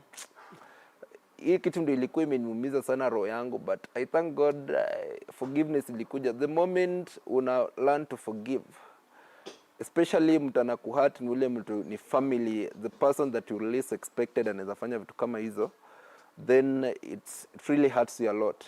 And also when ukisikia vitu kwa ni, you know, hadi watu kuambia uliwa bibi yako ndio uko na maisha uko nao sasa, it's too bad. Wow. So imagine me, every time me looking at Talisha being there, yani vitu zote vile tu ziko hivyo na you are being accused of killing somebody. Yeah. It's too tough. That's why sometimes mimi wanasemanga hivi, at some point inafikianga place bro nasema I wish I was the one, you know, hizo stories zote zingekuwa yeah, like inafikia tu hapo, because you know ikifikianga side ya mwanaume bro, hautaambiwa kitu yote, the family haitaambiwa kitu yote. But now as for you, kiambu umewa msee, inakuumiza kabisa. It's too tough. So I've gone through that. I've been battling through that. Hizo vitu zote zinanisumbua ngadi saa hii, unaona? But hakuna msee ujua. I really battle a lot. Sometimes I go kuongelesha but hakuna kitu. So everything I do, I normally do it in honor of the late. So no matter what people say, every time ukisema kitu brain inakuanga ni sympathy. Every time ukiongelea kitu, when you express yourself inakuanga ni sympathy. Every time on TikTok, people are too toxic, inakuanga ni sympathy. You cannot even express yourself as a man. It's always sympathy. You are looking for content, you're doing this, and yet you decided to show how life is ikikuwa hivyo. You wanted to inspire one or two people through social media so that you don't have to give up, because you really don't know how life itakutake. So bro, me I've gone through that. Me I've seen all those comments, you know. Family sometimes ilikuja, the other side ilikuja ikanisumbua, nikaambia mazifanyeni tu vile mnataka. If you want to kill me, just come do that, because now me I have you know, I have nothing else to do. I've been fighting with my kid for all those years. Nobody really came through akasema hata tukuja kutembelea mtoto. Hakuna hata mtu mmoja aliyekuja. Hakuna hata mtu mmoja. Only some few family members and friends, some left. And here we are. So mtu anakuona kwa social media, bro, umefurahi, unapiga luku na mtoi, unafanya everything, but they're still there, bro, throwing stones, doing everything, but deep down you are, you are sinking, yeah? So that is what is happening, bro, and but I'm grateful to God. Sometimes life happens. Mulipeleka nani kwa ama kwenyu? Home kwetu. Mzika home kwenyu? Yeah. Na umesema kulikuwa na drama kwa matanga, drama gani? Now that one was my aunt huko. Unajua sasa alikuwa amepewa job, anataka matanga ishe mapema nini. So my father's sister ndio alikuwa amefanya hizo vitu. So it was not all about mambo ya kuzika mapana. Hakutaka watu waingie kwa boma hizo vitu zote. So I really got irritated. Then also through that anasema the son alifaa kwa hiyo gari sijui ati nilikuwa nimemlazimisha sijui tuende na yeye sijui wapi. So anything hata kitu yote inge happen the son pia angekufia kwa gari. So hiyo kitu iliniudhi hadi wa leo, but ilifika place nikapata the peace in my heart because I really value friendship and the relations, I really, if you really know me, if you have really met me in real life, I really keep bonds with people. So I normally put my all. Mimi nikiamua kusaidia msemi, I normally do everything for anybody I really love or ule mtu natakanga kwa karibu na mimi. So huyo mtu kusema ati mtoto wangu, thank God mtoto wangu kwa hiyo gari, if it was so. You're also in that car? Yeah, I was in that car. You are driving? Yeah. Where was T seated? Talisha was sleeping. She was being held with the mom. Mom was sitting on the passenger side? Yeah. Where? So, bro, that is how life happens. And so now they are saying you sacrificed your wife for your wealth? Yes, that's how watu wa social media wako hapo. Comments ziko hapo, bro. But social media inakuanga hivyo. Bro, we have people. It's really, bro, sijui nisema aje. It can really drive you nuts. Bro, there are people who are just, I read somewhere that people are like garbage trucks, negative people, so they just go offloading onto other people. Today I saw a video of a guy crying on social media. Bro, for a guy to cry on social media, even you, I can see now you're really holding yourself back. For a guy to cry in public, even in private, watu najikaza. But in public, bro, amefika mwisho. This guy cried, I commented, told the guy, it's okay to cry, let it all out. Heartbreak happens. Then soon you move on, I wrote something nice to him and I was like, look for me because I'll try and also be there for him. Tuongee kama men because men don't talk to each other. I was saying that someone is coming there, putting their comment ya matusi towards me. I'm like, bro. My G, I don't have a problem. I'm trying to support another man, but another man is coming to insult me. I'm just like... The only bad thing is that the dead don't talk. That is the only thing. Yeah. Ili nakuanga to the dead. But even some people who are alive don't talk. Like even the people that you've come through for and you've helped, when you're being crucified, they never talk. Me, all the people that have come through my hands, when I'm being crucified online, they never talk. And I'm just like, these 20, 50, 100, 200, 1,000 people I've helped directly. But they're just silent. And the ones that you help, even family, are the first ones to throw the first stone your way. And you're like, Baba Talisha. See, you are the one I was housing in my house. Yeah. You're the one I came through for you when you didn't have anything. So they don't even want to see you. So, bro, that is how life is. So, on social media, people have been making all those until right now, people, kuna dem fulani is jua nitonga dem sijua wapi. Hakuna kitu inaniudhingi if you talk about my late wife, you really disrespect me a lot. Yet, personally, I really don't know you. I've never met you. I just don't like the type of content you do. So the only thing I can do, I can just block you. So I've never met. Why come insult me and now you drag my late wife into a whole thing so that you can... So, okay. Bro, hizo vitu zinaniudhingi social media ni venye tu watu wajuangi. Bro, people insult even children. Yeah. Hey, Talisha ametusiwa mara ngapi? Sijui mbona akona mwili kubwa. That girl was on meds, bro. She used to be in intensive drugs every time. Dawa zenye alikuwa anatumianga zilikuwanga more worth than 20,000, 15k, and she used to take a dose. So zina side effect yake pia. But people really don't know that. So the only thing iko pale ni mtoto kubash tu. Some know, but they just choose They are too ignorant. Yeah, they choose to. Some are not even ignorant. Some are just intentionally. Their purpose is to annoy you. Hata hii show, utakama uone kwa comments.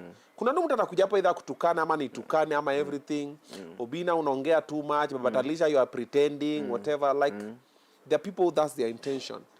And being that you've been on the digital space for a while, you should know there's some things you just block, bro. There are some things that don't need your engagement. And normally I block every place naonanga kuna negativity where I'm being discussed every time, because me, I never discuss people, I never disrespect people. I'm a very humble human being, very kind, and sometimes watu ujaribu kupok, but you really try to, you know, to contain yourself, yeah?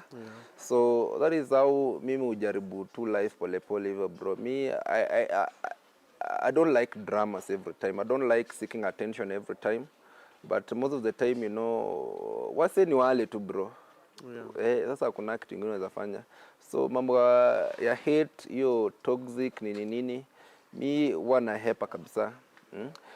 Pia mi sometimes wambianga wase, kwa uliona ni hivyo, bro, wachi baki hivyo. Ukiona mimi natumia mtoto wangu, ukiona mimi ndo niliua, ukiona mimi nini, wachi ikue hivyo. Wachi ikae vile unajua hivyo. Because now you can never change how the hater anakuview, bro. Bro, you can never. You can hata ufanye bro, hata wewe si pesa ufurahishe kila mtu. Exactly. Yake dainanga adui. Hata pesa ifurahishe kila mtu. Kuna watu wanasema money is evil. What is evil? Because you don't have it. So that is how I perceive. Nowadays it's only God who can give you peace, and that is what I normally tell people. If you can try so much, try to protect your peace. Any negative vibes, any negative, you know, energy around you, try to avoid it any time you feel like. Try to, you know, create a space for yourself. Always be there for yourself, nobody else. You put yourself first, love yourself first, and hizo vitu zingine zote zitafuata, ndugu yangu. Juu kama ningekuwa kitambo nilikuwa naona vitu kama hizo zinanifanya na kuwa so depressed, yeah, zinafanya trauma yake narudi. But now sasa nimejaribu kujitrain how I perceive things, how I take things sometimes, and I learn sometimes to ignore. Me normally social media mi ukuja ku make video, I make people happy. Mi naenda nikiingia ni yangu kuuzauza vitu kidogo, maybe I can play a very funny match ni nini hivyo, story ishe. Me, I'm not updated. Sijui drama gani imetokea huko. I'm never in dramas than me. So wase wanatakanga kucriticize dramas, but then sometimes people pia get irritated when you keep on winning. When you keep on shining, when wakifikiria bro unaenda kuanguka, you keep on proving them wrong, I can still make it. Now hiyo kiti kwanza inawairritate, yani wengine wao inawaga location tu na shetani ndo different tu. Bro, people have what wako up in a dark souls. If they had me, I wish I could maybe have a chance to meet my hater to even mwambie, now you can do what you want. Like, what is the problem? Why do you hate me so much? No, haters, when you meet them live, they're never haters again. They're always now psychophants. Nilikutana na mmoja mimi live hivi. I had parked my car somewhere. Akapita akasema, ati the other girl said, ilikuwa taporuaka. Hii gari ni ya babati. Ati, hey, atoa wapi gari huyo? Hizi gari zao za kukomboa hizi alafu anarudisha. I was like, yo, huyo ni mimi naongelea. I was like, hey, why that unanga gari? So sometimes people have things but they don't show them.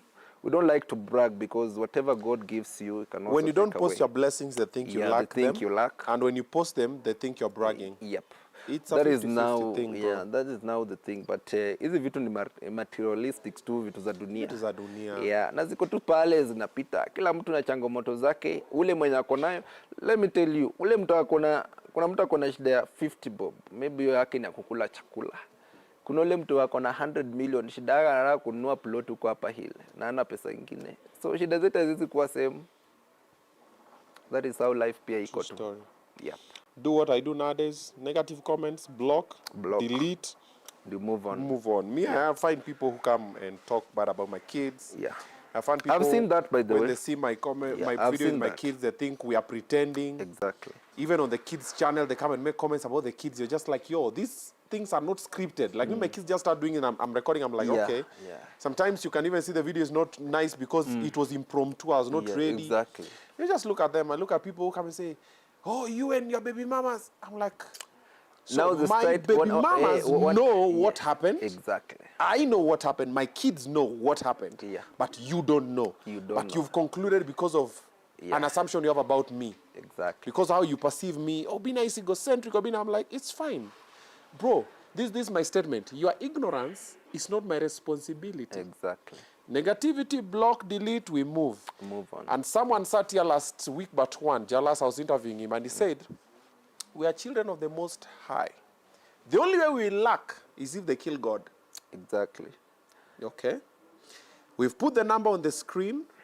Baby T needs to go for an eye operation. Send any donation that itakushika kwa roho kutuma. Ikuwe ni 10 bob, 25, 100, 1,000, a million. Send it that number. That's Baba Talisha's number. And Baba Talisha said he also likes working for his money. You have any photography needs, call him up. He will do it and you will pay him. Because kuna ule pia mwenye mi siwezi tuma nini, muite umpatie kazi. Wedding, rorashio, funeral, graduation, any type of anything you event. need photography. Even kama unataka portfolio, atakupiga zako polite na akupatie na umlipe. Me, I want to thank you for being a good dad, for being a present dad. Me, I like guys who are present fathers. And the ones who are not, I try to talk to them. I have so many people come to my DM and tell me, Obinna, I've learned so much, man. I'm going back to my kids' lives. I'm learning, which is good. Yeah. So me and you, we keep doing it. The other younger people, or even older people who are learning Actually, from me, us. I normally receive calls from the US. There's Yeah. a guy who called me, bro. I just saw it. Kuna video nilishoot ni kwa home. Yeah. And then nikakile ni ya wrestling pale hivi. And he was like, yo, that is the video that, hiyo video imenifurahisha. That guy sent me 10,000. Akaniambia, it was almost birthday at Talisha. Akaniambia, go and buy anything for that girl. He was like, bro, you really motivate me. Me, I had a wife. It happened. Akauza nyumba yangu huko Lavington. Sijui nini. Akauza gari yangu Prado. Sijui V8. And it was like, bro, I really look, you know, huyu mtu mzee bana. Huyu ni mtu akona pesa yake, lakini imagine he can still Aliona learn nini. something from me. Yeah. And I normally meet people all over because I travel a lot. Isiolo, sijui wapi. I normally meet guys wase wa boda hawa, wase wa kona kazi zao tu wanaendesha, wanafanya nini, young single mothers out there. People, I believe I've impacted a lot. I've inspired many. We do. People learn silently. Yeah. People who don't learn are loud. Yeah. Empty deppers make a lot of noise. Exactly. Bro, we have 1, 2, 3 people yamekuja kwa DM zetu kwambia, bro, you've changed my life because of. So keep being a present dad. Thank you. Every other person who has a child out there, I will say this and I will say it over and over. Be present in your children's lives. Children remember memories more than the gifts and the money you send. Exactly. Hizo game umecheza na mtoto wako, time umespend naye ndio wana remember sana. Think about it, whether you are a mother or you are a father. Exactly. And if you are a father and you feel that the baby is not yours, do DNA. Don't let your child suffer because of ignorance and ego. Exactly. And for baby mamas who refuse for fathers to do DNA of the children because, you don't trust me, unataka mtoto afikiria apendwi. No, it's not about that. Yeah. It's about the guy just doesn't trust you because of the history or the information they have about you or because of your behavior. Allow them to do DNA of the child. If the child is theirs, allow them to take care of their children. If the child is not theirs, stop blackmailing men who are not responsible for your child to take care of your child, because you have so many men who are taking care of children that are not theirs. Exactly. And for those other men who are deadbeats, I always say this and I'll say it again on this show, shame on you. I know it is not easy dealing with baby mamas. I've been there many times before. It's not easy, but you enjoyed. So ngangana tunae baba. It's not easy. If you need some advice hapa na kule, reach out in my DM. I'll try and support you however I can. But we ngangana pole pole. It's not going to be easy. It's going to be very tough. There's someone who sent me a DM. Let me read for you this one, by the way. I was advising him yesterday before we wrap up. So you guys know that people are going through a lot. I'll not read his name, though. Let me find this girl. To me, a DM, Jana, we were talking yesterday, And this guy, Bana, this guy was going through so much pain. He asked me, I told him if I can interview him. He said, not yet. This is a story. I'll try and read it very fast. Okay. Hi, Obinna. I'm ABCD, and I would like your assistance. I've had your story on marriage issues, and currently I'm on the same problem. Help me on how I can heal and move on. On July 2022, we got married via wedding and moved to our marriage life. In less than a year, she left the house after realizing she's pregnant and claimed sikutaka mtoto. Since last year in the month of May she left. Obinna have tried all means hata kuinvolve wazazi na amekataa. Saya amejifungua last month. Nikaenda hadi kwao nyumbani, but they denied me a chance to see the baby. Currently I don't know what awaits me as far as the baby care is concerned. I love her and I love my family, but now nimeshindwa kuendelea na life. Most of the times I'm almost absent-minded hadi job niko na stress sana. I love my child, but no chance to see her. All her pregnancy period, hadi sahi, I've never seen her. She tells me so that she can tell me the needs she wants I chip in financially. Okay? Amenambia, I'm so stressed and depressed. I'm still in church serving as well. I can't think of remarrying. Some will say I would have given it more time since it's almost a year now after ametoka kwa nyumba. Again, divorce can't work as per now since our marriage is too young. I'm much confused. Sometimes I'm depressed to a point of thinking evil stuff. Hata kulewa ama wasichana, but all in all, I remember I'm in church serving as well. Then we shared a couple of voice notes and everything. And then, so I was asking him, you know, a lady cannot just get up and leave your house from nowhere.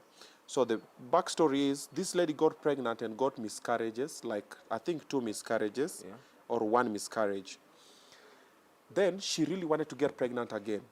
And the guy told her, I am not ready now. Sai sitaki mtoto for now. Wacha tungoje kidogo nitafute do alafu tujipange. Yeah. But dem akainsist anataka kushika ball. Dem akashika ball. You get the drift? Then dem akasema wewe uko unataka hata hii mimba. So dem akatoka akapesi. Akasema wewe hata utaki hii mimba. So you know now that is blackmail. Yeah, exactly. The guy is not ready for a child. Yeah. But the woman has decided to get pregnant and is forcing. So we are telling the guy, maybe the baby is not yours.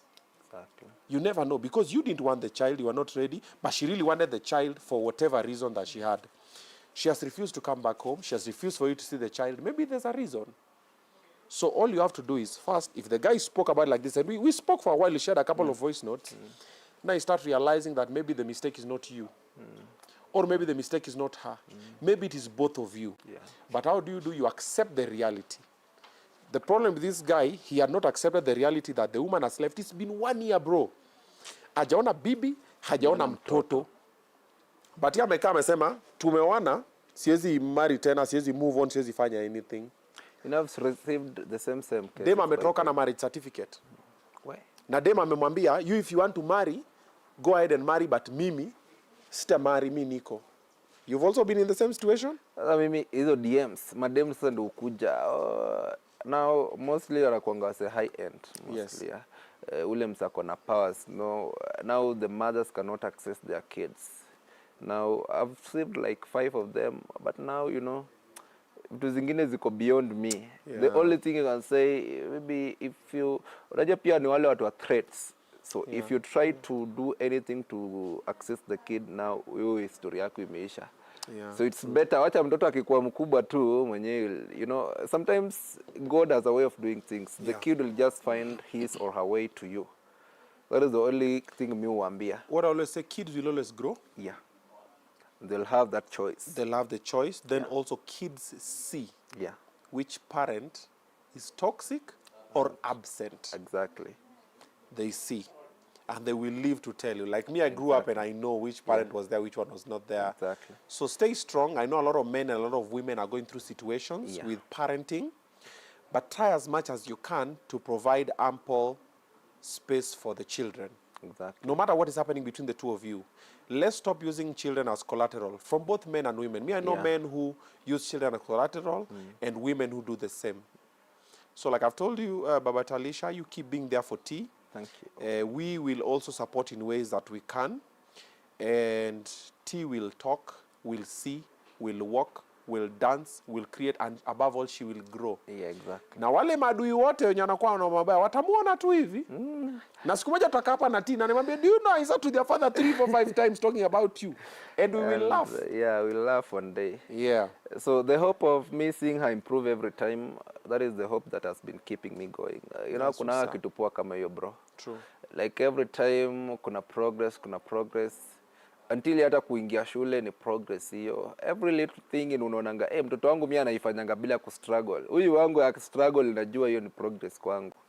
So vidole zote zitoshani, mnaziona hizi zote zitoshani. So kila parent lea mtoto wako vile unajua, na pia mimi wangu acha nilee tu vile najua. So every child is different. Parental, every parent yeah, is different. Yeah, parental skills and how there's you no bring your blueprint hakuna in parenting. Hakunanga mwa Kenya. Hakuna. Hakunanga tu ule Unang'ang'ana mzazi tu na ako perfect. wako. Yeah, exactly. Yeah. So I really appreciate for hosting me, and at least kuna vitu zingine nikishare zinatoka kwa roho. Yeah, when you talk Yeah, about because it, you let now it go. people really judge a lot, people really talk. But at the end of the day, you're the story right of your story. So make it interesting and a very good story. That one day when you're not there, people will remember the good things you did more than the bad things you did. So always inspire. Always inspire before your time is up. Yeah. Yep. Thank you. And let me also commend the present parents, mothers, fathers, grandparents, guardians. There are people who are even raising children that are not theirs. Exactly. Let me commend you. It's a good job you are doing. It's not easy. It has never been easy. Like I say, every child is different and every parenting skill is different. But hang in there. Times are very tough. We are all trying. Most parents are stressed, depressed. But when you go home and you look at the children, you smile and wave because they have no idea. You don't know what they're going to eat next week.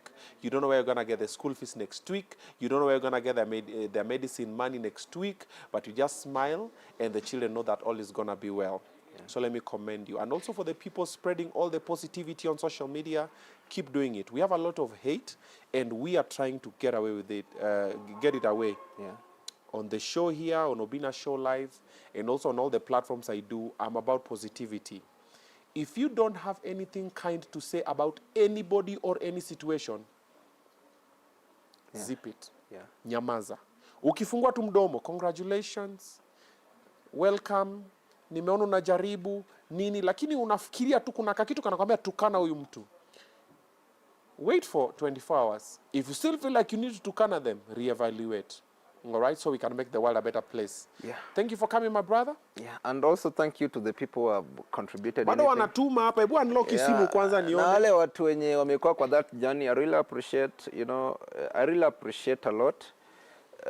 Msi feel like I don't appreciate. I really value every support since back then 2020 until right now. Kuna watu wamekuwa kwa hiyo journey until right now. Wengine hata siwaambiangi bro, wanakujanga tu through.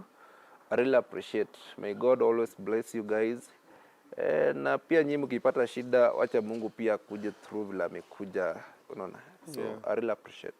Mildred, Evelyn, Beatrice Grossman, Anastasia Irungu, Moses Julius, Joyce Maina, Gladys Musheru, Glinton Odera, Mercy Jelagat, Judith Okola, Abade, Stephanie Jebet, Michael Wekesa, Leonard Mwangangi, Fatma Reisan, Naomi Nganga, Andrew Kevin, Frederick Mauti, KCB, Dorcas Kisiangani, Charlene Wanjala, Paul Kinywa, Dick Tamumo, Brian Kibet, Ruth Mukangura, Faith Jepleting, Caroline, Mildred Shishali, Evelyn Limo, asanteni sana, and all the other people you guys are send anything, we really appreciate na tumeshukuru sana. Wacheni tuwaachie hapo kwa sababu imekuwa usiku ndefu. Today I've done 7 shows. I am done, like I'm tired, like kabisa. We were to host Lilian Muli, but ameshika kidogo, so we will see if we can get her next week, hopefully, God willing, and we'll sit down with her as well. Also next week we'll be having Butita, and today we had Kasipul. We had them on Facebook. Go and watch those 2 interviews. Then on Thursday, we are going to be having Kabugi and presenter Kai. So check it out as well, okay? Good night. God bless you. keep being kind. The world needs it. Yep.